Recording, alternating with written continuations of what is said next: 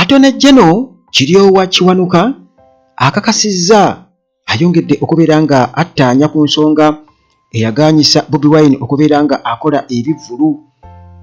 Ate nga munnange Uganda Cranes nayo munnange bwetyo yeenunudde 11 ate era munnange eddamu tugisabire.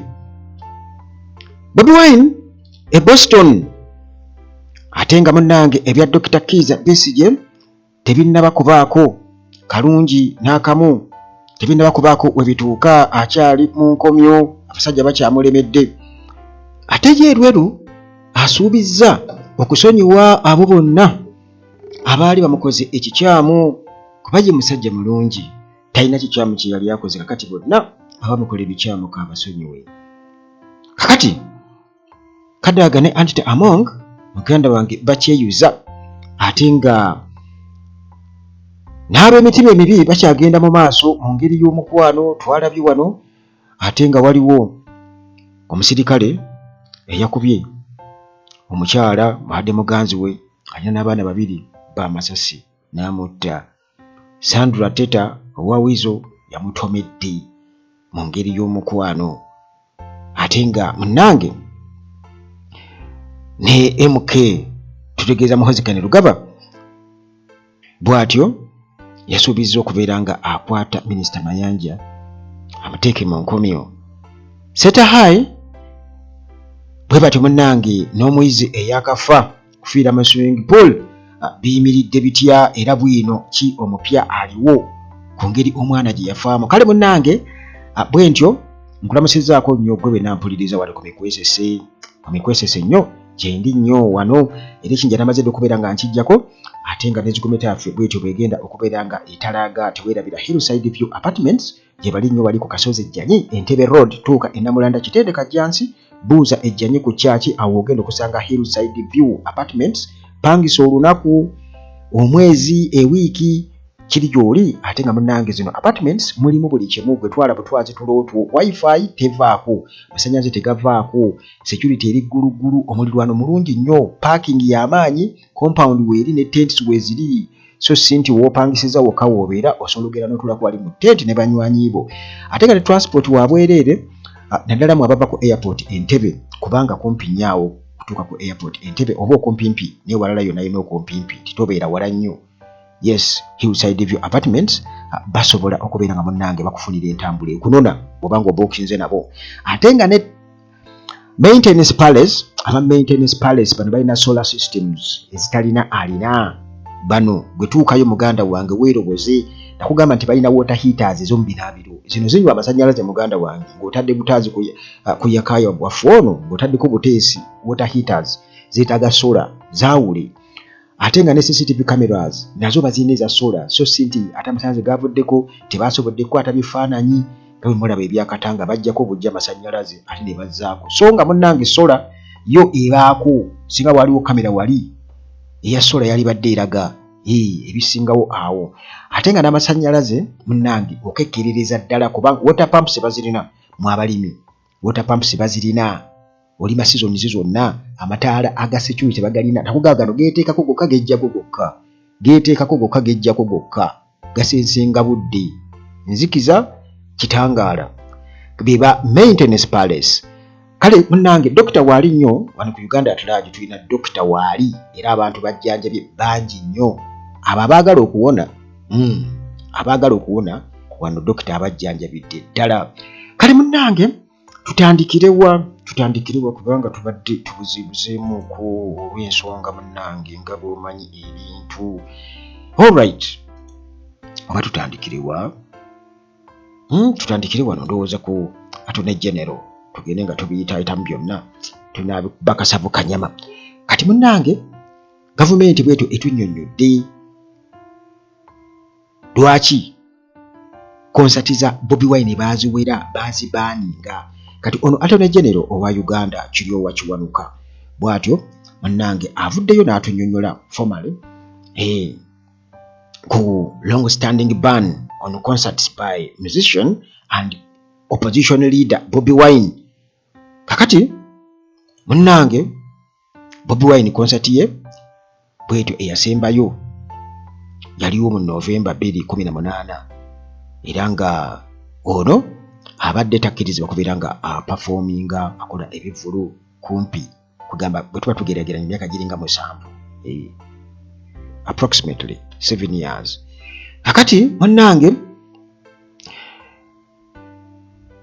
newankubadde nga abadde oba oliawo nga agezaako kutegeka events eziwerako naye era still forcefully ono poliisi ebadde nga bwetyo emulemesa, ebadde nga eremesa si bivulu byokka bye baawera naye nga ne gatherings bwezityo muganda wange nga zampaka nnyo ne basigala kubeera nga boogerera na ku mikolo gya kuziika n'ewalala yonna we bafunidde kacyansi, kubanga mujjukira akaseera kaatuukako Bobi Wine n'alangirira nti bannange bwofunira kacyansi oba kuziika oba kukola ki oba birthday party kati baliko kubeera nga bategekategeka omukolo ogufaanaganako bwe butyo newankubadde nga ewamu bwe batyo ne babakubirawo zi tear gas. Mujjukira akakebe akatear gas bwe kaabwatuka be katyo ne kamukosa n'okugulu kabava sayidi zeeyo. Kakati munnange bano nga bagamba nti Bobi Wine concert season yalinga azikozesa okubeera nga inciting public nga akuma mu bantu omuliro mbu yensonga lwaki bwe batyo baagaana okubeera nga ategeka concert season. Kati kiwanuka munnange bwatyo nga atunyonyola bwatyo nti concert season Bobi Wine yali azikozesa okubeera nga akuma mu bantu omuliro. Kale bino byonna yabadde abinnyonnyola Legal and Parliamentary Affairs Committee era nga eno yabadde munnange ayitiddwa okubeera nga awa ebirowoozo bye ku Proposed Copyright Amendment Bill 2024. Kale bwatyo munnange nga ali mu committee meeting bamemba ba parliament basobodde okubeera nga bamubuuza ekibuuzo kati nga abayimbi Bobi Wine bo bagenda kubeera protected batya wansi wa copyright law empya nga tebakkirizibwa nakubeera nga ate baperforminga. Kati bwatyo munnange bukuddamu response ye Attorney General Kiruwa Kiwanuka bwatyo nannyonnyola n'agamba nti police balina munnange mandate, bali mandated, baweebwa olukusa okakasa nti ba performers wamu ne audience bonna babeera safe. Ba performers ne audience bonna babeera safe. Kati n'agamba nti no nti singa omuyimbi oba artist yenna nti poliisi ekiraba nti afuuse ekizibu era ayinza okuvaako obulabe bwonna. Kati bwetyo poliisi munnange eba erina okubeera nga eprotectinga public okubeera nga aleme kubeera nga kugamba public erime kubeera nga ebeera misused by the artist okusinziira ku police ku Attorney General Kiruwa Kiwanuka bwatyo bw'atunnyonnyola. Kati Bobi Wine bwatyo ndowooza mu kuyimba kwe oba ne byayinza okugamba abantu oba n'ennyimba ze kwegamba nga balina okuprotectinga public aleme kubeera nga abateekamu endowooza ezo ennyimba eza we are fighting for freedom abantu nga baddamu ekyo kya bulabe nnyo. General Museveni abakirabira ddala nga kakamulali ke bamutadde mu maaso. Kakati munnange bwatyo n'agamba nti poliisi eba interveninga singa wawo concerns eza safety oba suitability of the venue. Kakati munnange Kiruwa Kiwanuka bwatyo bw'atunnyonnyodde era n'agamba nti yakakasa ti circumstances Bobi Wine ze baamugaaniramu zaali zikwatagana n'ebyo era n'agamba nti waliyo etteeka oba oliawo kale eri protecting aba artists naye ate era still balina okubeera mindful n'amateeka ate era amalala agaliwo baleme kubeera nga bakola ki. Kakati ebyo munnange bwatyo bw'ayogera nti balina okubeera protected public. Bw'okuwulira ekigambo nti we are fighting for freedom, you should be protected. Waleme kuwulira bigambo ebyo.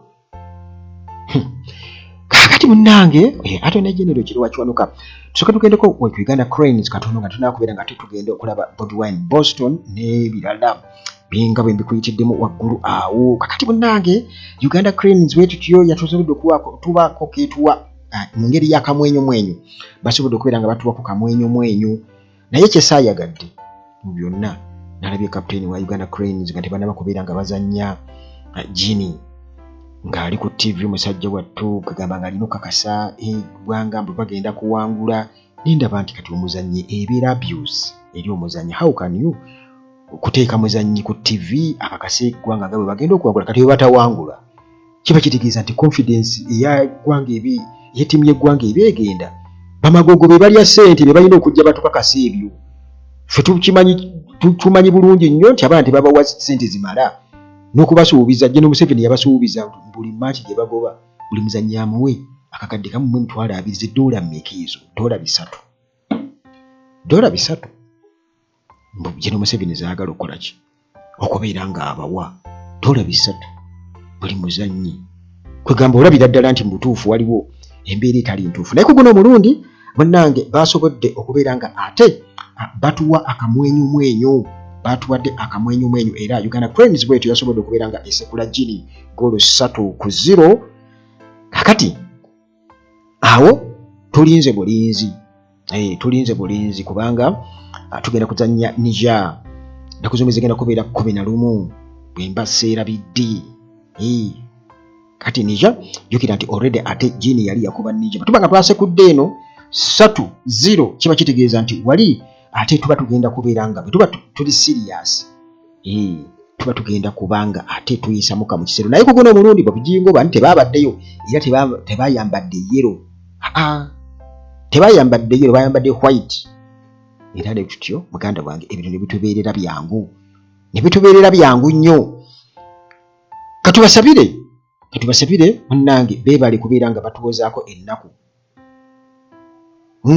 ku mitima kubanga bannayuganda baafulumya ekisaawa abamu tetugenda kudda tugamba kiki temuva mu ggwanga lyammwe bwe mutyo. Nyumirwa omuzannyo ate omuzannyo tegunyuma lwakuba nti owangudde kyokka. Gunyuma n'ebirala osobola okulaba Algeria engeri gye yali ezannyamu. Kati nalabako ka Algeria lumu nali nkyali mwana muto nnyo. Bajiri Musisi yali waali ebiseera ebyo naye nga nkyali kaana kato. By that time nali nsomera Kibuli. Kakati kochiwe Kibuli yantwalako awo etuula awo kabenchi kaba kocha awo muganda wange nenda bejirita abasajja mbamanya abo era baatukuba yali emuziro yali emuziro muganda wange abasajja tebasaaga abo mbamanyi era bawanvu baali bawanvu nnyo era nga abaffe bampi benzijukira batubaga nti Uganda Cranes akikulumulirayo bampi bokka abawanvu we bali mu Uganda naye tebaagala samba mupiira ate ne mu nsero tetubalabayo. Kakati tukole tutya? Kitimu gye tulina muganda wange n'Abachina bajja n'eyaabwe nga ne beera basamba. Kakati munnange eyo nga tumaze okubeera nga tuvaayo kwe tulinze bulinzi nako kibazi 11 August tugenda kuba ate tukomawo enamboole. Tukomawo enamboole butereevu ne Niger. All right, Bobi Wine akyali mu United States era bannayuganda bangi nnyo mu US bwe batyo mugange bamwaniriza. Yabadde wali mu Boston NUP Convention era muganda wange okusinziira ku Boston National Unity Platform NUP Convention eno yakunganyiza bannayuganda bangi nnyo mu diaspora okubeera nga munnange bagenda okubeera nga basharinga abayibuzeeko bonna kugamba gwabadde mukolo gwakubeera nti abantu basharinga abantu ab'endowooza ezimu naddala abo abalafubanira enkyukakyuka. Omupiira gwabaddeyo ate oluvannyuma Bobi Wine bw'atyo bwe yazze era munnange ne bamusanyukira nnyo ne bannayuganda bangi munnange bonna bakuŋŋaanye. Kakati munnange Bobi Wine obubaka bwe yagambye nti our support strengthens our resolve and shows that the struggle for freedom knows no borders. Kakati muganda wange obuwagizi bwaffe kikulu nnyo, enduulu kikulu nnyo naye oba oli awo Uganda Cranes bagikuba abakuba babaganye vuvuzera naye kati era babadde vuvuzera nga tebazirina vibe bagise okubagana vuvuzera. Kakati munnange Bobi Wine yagamba nti obuwagizi support kikulu nnyo era kino kyongera okulaga ensonga abantu gye baliko, kubanga ewatali nduulu, ewatali maloboozi, oba oli awo abantu abamu balowooza tewali bwetaavu, kubanga wano Uganda eddembe oba freedom tumala kugireekaanira. Hashtag free Besigye, hashtag biki, free political prisoners, bwe bityo. Kakati munnange Bobi Wine bw'atyo n'ategeeza nti munnange kino kiraga nti struggle for freedom terinaawo komo, nti esobola okubuka borders n'egenda mu mawanga amalala, eddoboozi ne libeera nga liwulirwa. Era kyova olaba nga abantu abali mu diaspora bakoze kinene nnyo okubeera nga bawagira struggle, era ekyo kirumiza ddala Gen. Museveni omutwe, kimulumiza ddala omutwe. Kale munnange Bobi Wine akyatambulira ddala, era bwe tutyo tunayongera okubeera nga tumanya ate ebirala tutugenda okubeera nga tubirwako nnyo. Dr. Kizza Besigye munnange ono abasajja bakyamulemedde, kwegamba buli kaseera tuba tunoonya bail application chance endala okubeera nga tuteekayo bail application, naye abasajja nkugambye bakyamulemedde. Kakati munnange mulundi gwakubiri okusaba okweyimirirwa bwe kutyo, era gavumenti nga ekulinnyamu ne bomwongera ku limanda ne Haji Obed Lutale ne babongerayo. Kakati munnange mu myezi 9 guno mulundi gwakubiri okuva Besigye bwe yawambibwa okuva mu kibuga Nairobi wali e Kenya mu November, era kino munnange kyongedde okubeera nga ate kyongezaayo ennaku zaalina okubeera mu kkomera ne munywanyi we Eruzira.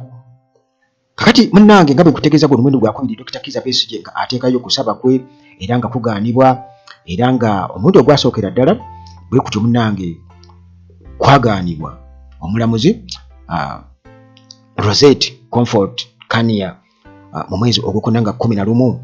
Ono munnange teyannyonnyola nnyo nsonga lwaki kigaanibwa, naye yatugamba nti magnitude ey'omusango, nti obunene bw'omusango, musango gwali munene nnyo mbu Besigye gwaliko, era Besigye gwaliko ne co-accused we Obed Lutale lwakuba nti tukulembeza Dr. Kizza Besigye. Kakati n'agamba nti gwali kugamba omusango munene, era nti okuweebwa bail newankubadde yaleeta bashuwaties nga bazze abamweyimirira baaliwo, ng'era bonna bakakasiddwa nti basobola, naye n'agamba nti okusinziira ku bunene bw'omusango mbu bail muganda bwange kitegeeza nti tewali kyeyinza kubeera nga ekolebwako ne bw'oba olina byonna ebisaanyizo. Kakati munnange bano legal team ya Dr. Kizza Besigye bwetyo neeteekawo embeera, era ne bagamba tebagenda kubeera nga bassa omukono bwe batyo, ne bakola second attempt, ne bagezaako omulundi ogwokubiri okubeera nga bateekayo okusaba kwabwe Dr. Kizza Besigye abeere nga yeeyimirirwa, era nga bino baali babyesigamiza okubeera nti nno omusibe ne banne ne munne Haji Obed Lutale bamaze ennaku ezisukka mu 180 nga bano munnange tebawakkirizibwa kuweebwa bail, ate nga kino kibawa mandate okubeera nga baweebwa bail. Kakati oluvannyuma lw'okubeera awo basiga omuguwa mu ngeri efaanaganako bwetyo eya struggle, omulamuzi Emmanuel Baguma bw'atyo munnange yasobola okubeera nga afikisingayo ate olunaku olulala olwa bail hearing, era bwetyo ne bafikisinga. Kakati nti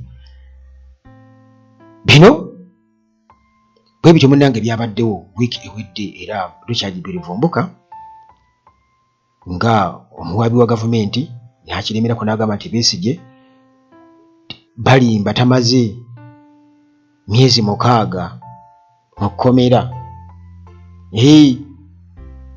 ku rimandi tamazeyo myezi 6 yatakolifayinga kubeera ng'afuna mandatory bail. Erambikiddwa mu article eya 23B ne C oba 23B ne C mu ssemateeka wa Uganda. Berivumbuka bw'atyo nga state prosecutor atutegeeza nti si kituufu nti mu kiseera Besigye bwe baateekerayo application nga 28 May 2025 nti Besigye yali amaze ennaku 180 ku remand, era ye ng'agamba nti in fact ku mulundi gwe gwasooka Besigye yali yakamalayo ennaku 98 zokka mu kkomera ku remand, era nga ono akibeesinga ku nsala eya kooti ey'e Nakawa nti mu mwezi nga 21 February 2025, era ng'agamba nti we twogerera yakasipendingayo ennaku mu kkomera 162 ku remand, mbuze boogerako si ntuufu.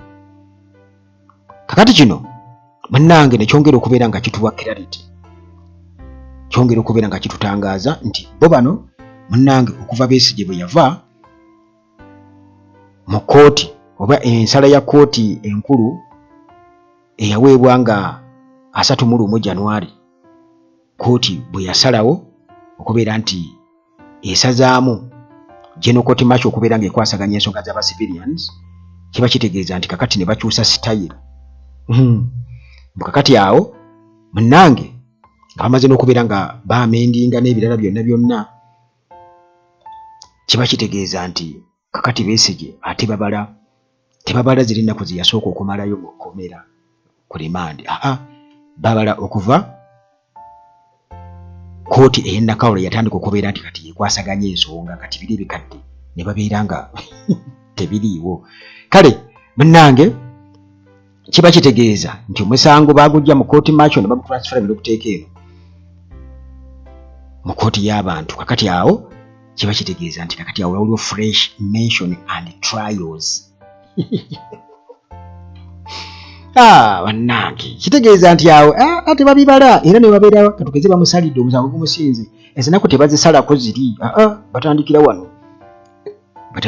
Ndowooza okiraba nti amateeka galina engeri gye gakola ki, gye bagataputamu ekifuula nnenge mu ngeri y'okwagala okulumya. Naye munnange kyokola munno naawe toyinza kwagala bakikukole, osanga nammwe mulituuka ekiseera nga muli mu makomera ag'amabi amavundu, ng'era amateeka ge mwateekawo ge gamu ng'era nammwe gabakolako, ate tetugenda kubeera nga naffe tugakyusa tugamba bugenda tugenda tutambulira awo. Kakati munnange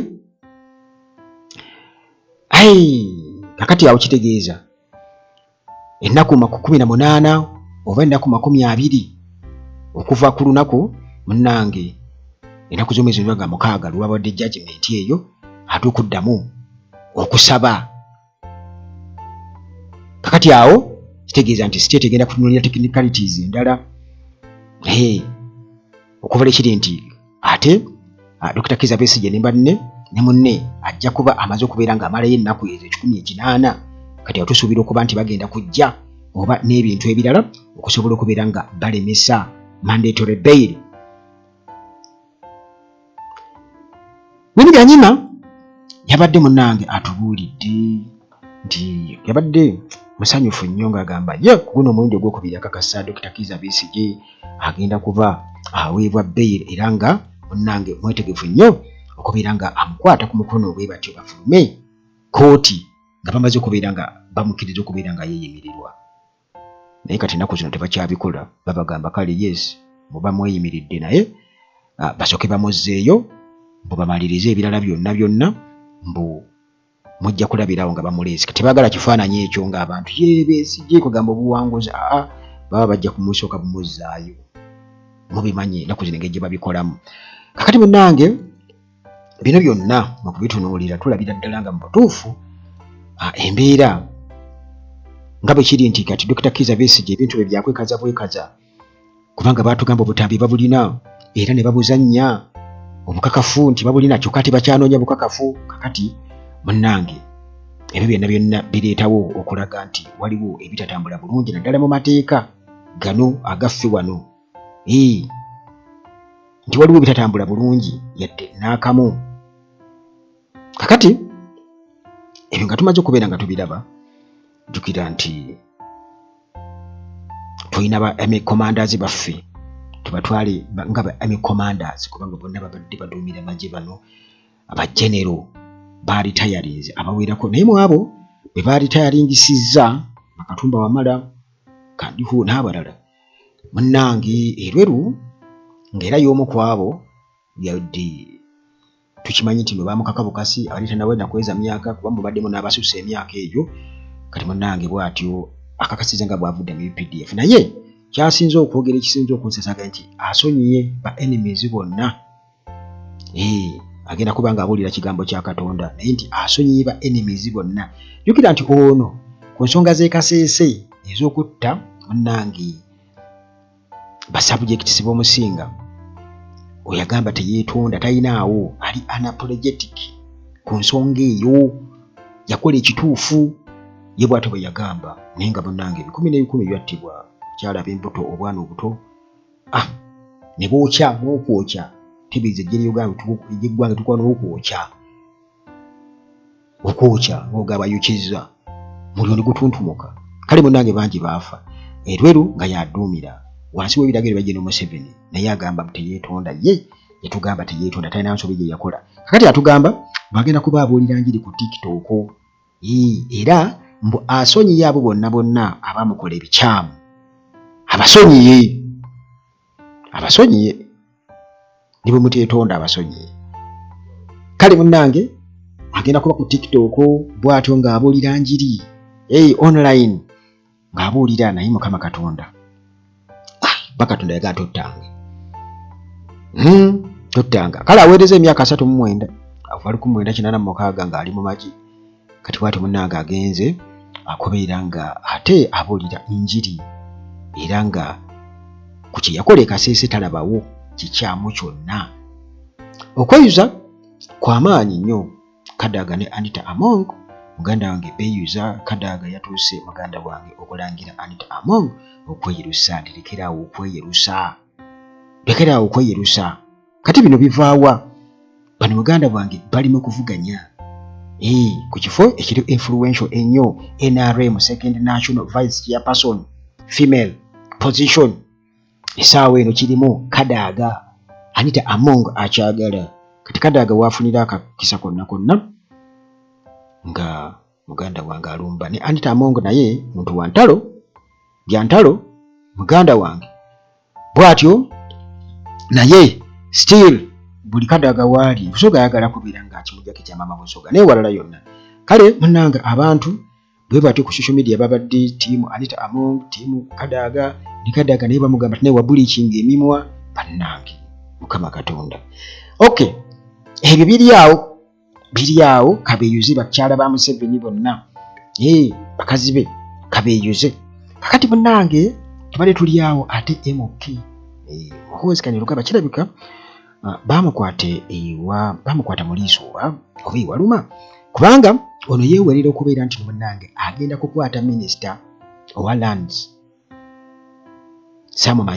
Dr. Sam Mayanja ti agenda kumukwata amuteeke mu nkomyo era bw'atyo alinda kusaba lukusa eri kitaawe General Museveni amukwata amusibe yogera nti ono munnange ku nsonga z'ettaka bw'atyo azirimu nnyo yatugamba juzi nti tolina musango gwenza kuwaabira bagwenza kubeeramu ne kabaka n'omuwangula tekisoboka bonna ababaddewo emisango nga bawaabidde kabaka gibasinga nawa example y'abamabirizi n'abalala era n'agamba nti oba osigadde buswazibwa naddala munnange ku controversy ebaddeyo ku ttaka ly'ekaazi Mayanja bw'atyo lyagezaako kubeera nti oba oliawo ate alaga nti obwakabaka oba Buganda terinaayo sse kakati kirabika ndowooza engeri gyakwasaganya ebintu by'ettaka oba oliawo waliwo ate muhoozi abantu be muhoozi tayagala kukwata ku bantu be mwalaba wano bakabanda baabasiba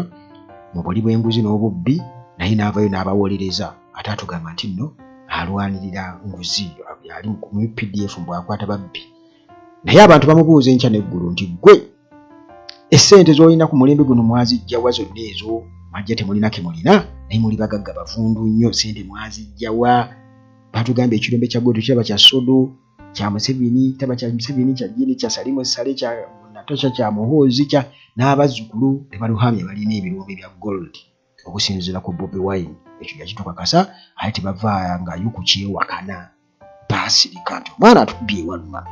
Kakati munnange mu mawulire ag'ennaku wabaddewo omukyala eyakubiddwa amasasi omwagalwa we, yamukubye n'amutta. Busungu nkola ya kifiiriza, naye abafumbirwa abasirikale oba abadeetinga abasirikale poliisi nti musirikale ne bwe tubeera mu mmotoka takisi, katugeze takisi kankuwa ekyokulabirako nga nkyasoma nenninya takisi ow'emmundu n'ayingira, nze nga nvaamu kubanga mpulira abasirikale bakuba abantu amasasi mu takisi ne bagikaliza, nze nga nvaamu siyeteekera. Kati munnange mukyalo ono mufumbo abadde alina abaana 2 bw'atyo yakubiddwa ofiisa lava we ofiisa. Kati famire munnange bwetyo eyagala bwenkanya Joy Ndunge bw'atyo munnange yattiddwa. Kati omukyalo ono kigambibwa okuba nti yattiddwa police officer era nga ono abadde lava we mu county eya Kituyi era nga details ebikwatagana ku bulamu bwe okusinziira ku family batutegeeza nti omukyalo ono munnange abadde mufumbo era nga abadde alina abaana 2. Kati Joy Ndunge Mutisya wabadde alina emyaka 39 era nga munnange yakubiddwa police constable Benald Siambe naku lwabadde lwa Sunday August ennaku z'omwezi 3 Siambe kigambibwa okuba nti yalumbye bw'atyo n'amutta. Ono gwe boogerako Siambe kigambibwa okuba nti ali attached ku Kanyonyo police station era nga nti ono munnange bw'atyo yasobodde okubeera nga amufukirira amasasi nga ali wamu ne mukwano gwe bonna n'abalumya, naye munnange Joy ye n'atasobola kubeera nga asimattuka. Kakati famire ekyali awo bakyalinda munnange bwenkanya kigambibwa okuba nti ono omukyala yabadde munnange ate mbu mufumbo eri James Mutisya era abadde alina abaana 3 naye lava we ate police constable ebbali kitegeeza nga bw'atyo akomboozaayo ebbali tatuula animal emusiiwa abeera alina okubeera nga agitambuza. Abadde alina abaana 2, omu ali mu P6 omulala ng'ali mu P3. Kigambibwa okuba kusinziira munnange kuba abaddewo bagamba nti yakubiddwa amasasi agawerako era nga abantu beebuuza nti ddala training bu officers ba poliisi gye bafuna ennaku zino ya kika ki, kubanga munnange tewali ayinza kumanya ki kyabaddewo wakati we n'ofiisa.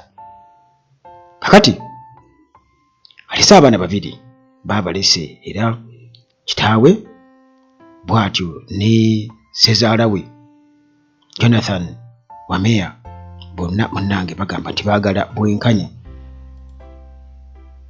Joy kigambibwa okuba nti yavudde eka n'agenda e Machakos era n'agamba famire ye nti yabadde agenze Kitengera okubeera ng'akola,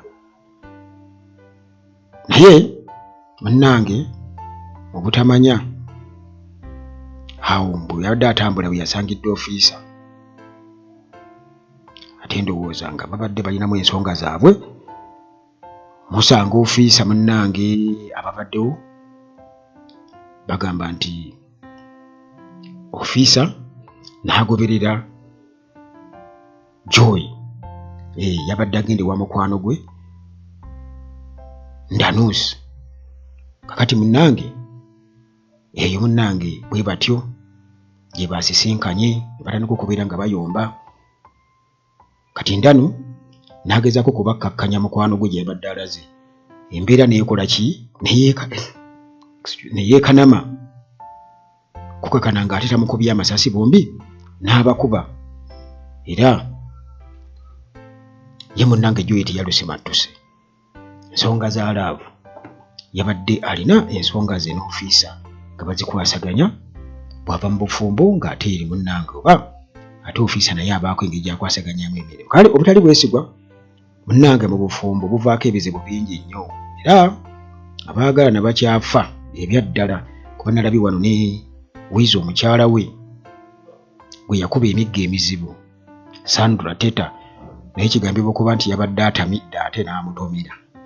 Babadde ku bbaala eyo nga bali mu kwenywera myenge gyabwe, ne bafunamu okuyombayomba. Kati Wizo ayimirira mu mmotoka mu maaso ng'alowooza oli alaba bulungi nnyo, kumbe ayinza okuba alaba byakumpimpi awo, tabuka ku steeringi. Kakati munnange kukakana nga tetamutomedde, kigambibwa nti yamukutudde okugulu, era gyali mu ddwaliro. Poliisi yamukutte Sandra, oluvannyuma ne bamuta ku bondi, era bw'atyo munnange n'agenda okujjanjaba bbaawe. Byabadde ku Shani's Band Restaurant Munyonyo gye baabadde. Kale munnange kigambibwa okuba nti yamutomedde mu butanwa, nti babadde bayomba. Kati Wizo n'abuuka n'agenda mu mmotoka maaso g'emmotoka. Togenda, tolina gy'olaga, kumbe ono akoze eki? Agirinnye omuliro era n'amutomera. Kale bw'ati ali Nsambya Hospital awo, era alinda kubeera nga alongoosebwa oba yalongooseddwa dda, teri amanyi. Naye bano bo kirabika laavu yaabwe kati y'ebyo. Naye abantu bagamba nti bwe tugenda ku sayidi ya Wizo, bo bagamba nti ono baamukuza bubi, baaboonoona, maama waabwe yaboonoona. Era ekyo twakikakasa naddala ku nsonga za Aba. Twamulaba era nga kirabika ndowooza balina ebizibu byabwe bo nga bo n'abaana be. Era okusinza ku Mukaka Miliyoni yagamba bo tebakwatwako, tebagambwako maama waabwe. Ne Sandra naye munnange ndowooza ayinza okumugamba ako kenkoze katono gwe nga wankuba nnyo nenkusonyiwa. Kakati munnange Center High School ebyeyo nabyo omwana oli gwe eyakafiira mu swimming pool, Kevin Nsamba owa senior 6, bwe batyo munnange yaziikiddwa. Era essomero lyawaddeyo miliyoni 6 ng'amabugo, era bane mu kusaasira. Naye ebyaliwo ebyavaako omwana okufa, nti kituufu baagenda okusinziira ku bifaananyi bya CCTV camera, nti baagenda okuwuga ssaawa 11:00. Jjukira nti wano Uganda amateeka gagamba ssaawa 12 okuba nti abantu baavudde mu mazzi wonna ewali swimming pool. Naye ate era gye mmanyi gye babeera mu swimming pool ekiro oba kuragurandi awo, ekiro babeerayo mu swimming pool abantu nga bawuga. Kakati munnange nti baagera ne banne ne bagwa mu swimming pool, banne ne bavaamu ye baamulekamu. Kyokka ekisinga okwewuunyisa nti bano tebarealizinga nti nno oba ayinza okuba asigadde mu swimming pool, era baabiraba nkeera mu kumunoonya nga n'obudde bugenderedde ddala. Omulambo bagulaba ku swimming pool ssaawa bazaalirwe na 5-6 gwe bagulaba nti omulambo gw'omwana guguno. Kyokka ate abeerawo nga attendant ku swimming pool, guide waawo naye yaliwo. Bagenda okuyingira amazzi nga waali akawungeezaako. Kyokka ate tetumanyi lwaki teyasobola kulaba mulambo, kubanga yalina okusembayo kuva ku pool era n'akakasa nti buli kimu kiri oke, n'akebera bulungi, olumu n'abikka nako ku swimming pool. Kati embeera efaanaganako bwe tumunnange ye guide already ali mu kkomera olw'obulagajjavu, naye nga munnange Kevin Nsamba ye yaziikiddwa, tasobodde kubeera nga munnange amalako siniya ey'omukaaga. Sigenda kubeera nga nsukkawo wano, tusingana ate mu mboozi zaffe eziddako bwe tutyo mpolampola wano ku Uganda Talagi nga bulijjo akuumi.